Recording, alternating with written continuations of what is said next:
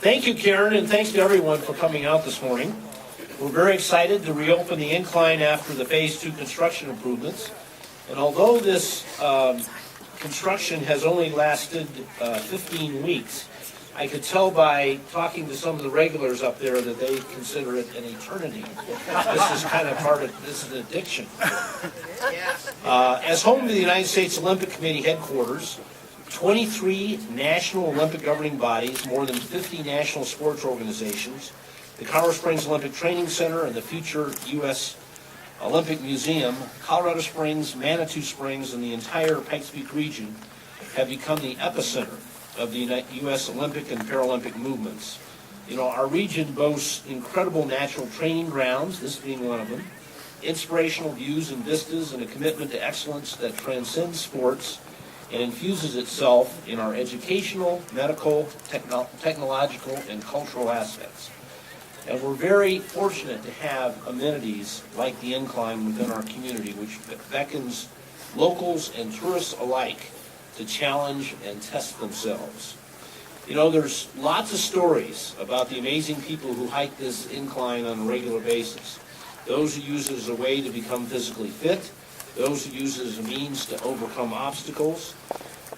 There's no question that friendships have been formed as a result of this trail. And whether you accomplish the incline in 17 minutes or 2 hours or, 20 days in my case, whether it takes you the entire a season, like Councilman Strand, the goal is always the same, to make it to the top. And the young lady that's joining us today is one of those inspirational athletes who utilizes the incline in her training regimen on her journey to the Olympics. For many of us, just hiking the incline at a steady pace is hard enough. However, Trinity Griffin runs sprints for 10 minutes up the incline. I'm not sure about you, but I'm pretty impressed by that.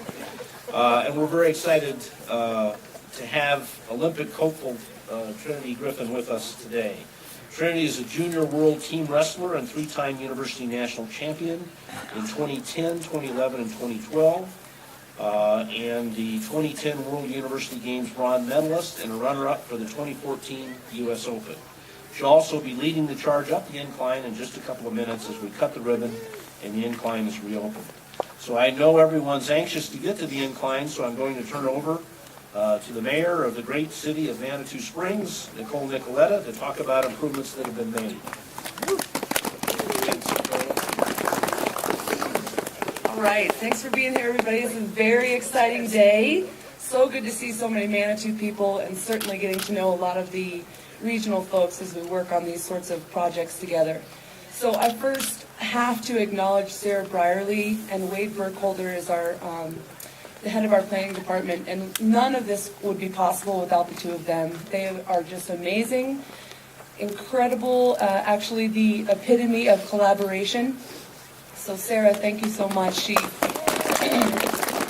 Her knowledge is fabulous, of course, her awareness of recreation, and then really, for someone outside of the city of Manitou Springs, she's total Manitoid. So we appreciate that, Sarah. And Wade is very diligent and aware of our needs, our residents, and all of that. So, couple things.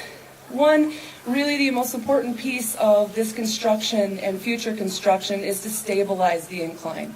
It's not going to be less popular next year, right? It's going to continue to get more and more and more popular, and therefore it needs to be sustainable so that everyone can enjoy this. So this work has been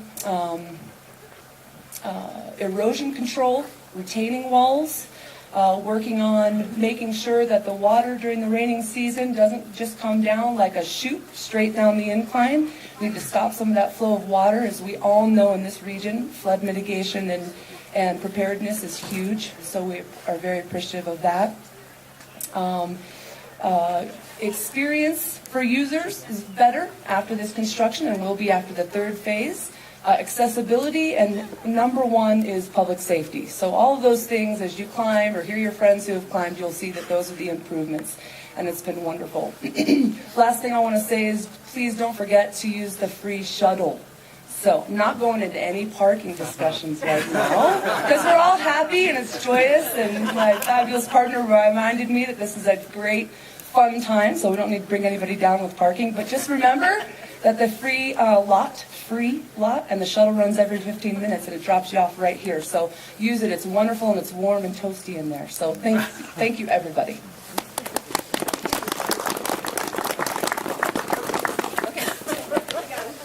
And now, the fabulous Jill Gaebler is going to talk about next steps. Fabulous, Jill Gaebler.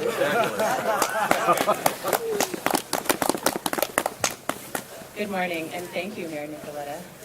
I have, of course, exciting prepared comments, but I, too, first want to thank our city staff for not only securing the funding to make these fabulous renovations, but getting this done ahead of schedule in such a fabulous way is really just amazing. And I again, want to just leave by commenting and thanking Sarah Brierly, because she's an amazing woman. And she's the one who should be sharing this information with you today, but she's letting me do it as the council member who is addicted to this incline and is very excited to get on it, although I won't get to do it today like many of you. So, with that, I am very excited to bring you some great news about what is next for our incline.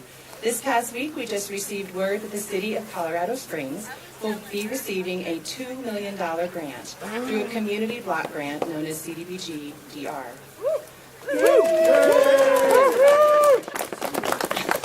We are still working through the logistics of the grant, but this funding will go towards repairs necessary for the upper portions of the incline.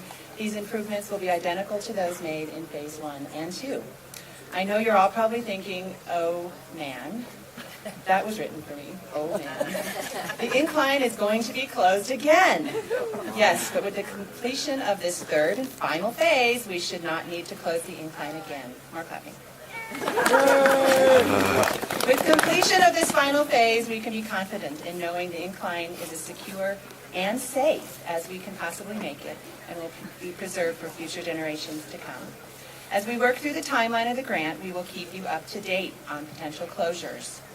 Ideally, we would like to see the next phase of construction begin in 2017.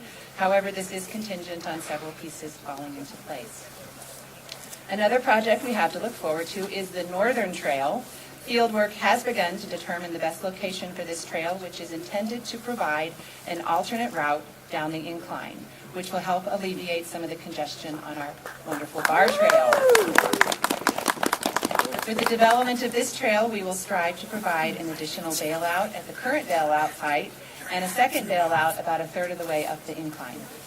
We continue to work with the amazing incline friends who are here today on the trailhead designated to support the incline.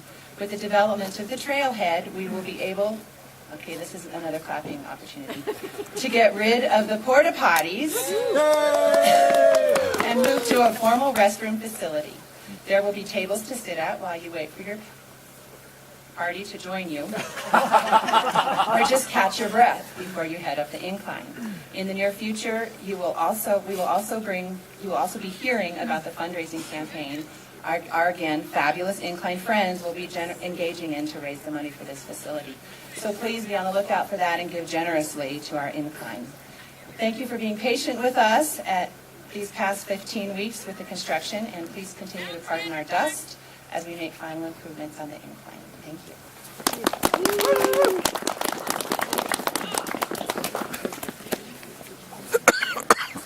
Thank you, everybody. I first want to thank Mayor Nicoletta.